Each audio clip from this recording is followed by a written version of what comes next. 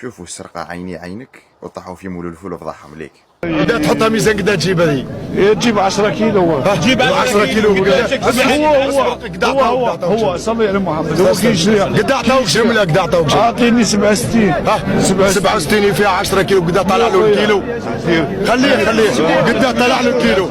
انت قلتي خليه برك خليه نوصلوا وين يحب. لكن هو هنا قاعد يخدم انا وكاسبهم نجلبوه ونجلب النعشه تاعو. قداه دير هذه فيها 10 كيلو ب 670 الف كيلو. انت قلت الجزار يبيع ب 150 الف. صافي قداه ديفيرونس 500 الف. لا هو يبات في الملاهي سكرانه تاع العيد من العام لعام راح تحسب. لا وانت غير العيد. انا ديما مش غير العيد.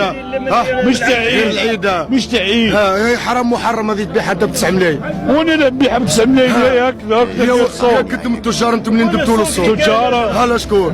والله يا الموال والله يا الموال والله يتعب وتجيب تاكلوها. اقسم بالله ما تديها من عنده. والله يتعب وتجيب تاكلوها انتم التجار.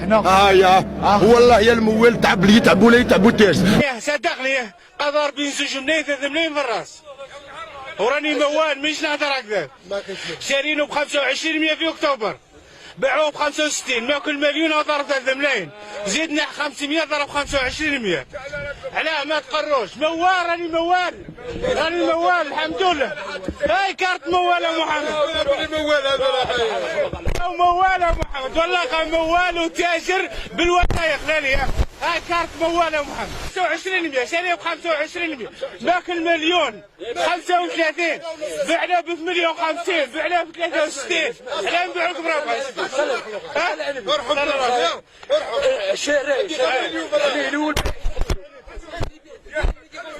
يا محمد والله يا اللي مربيين المال.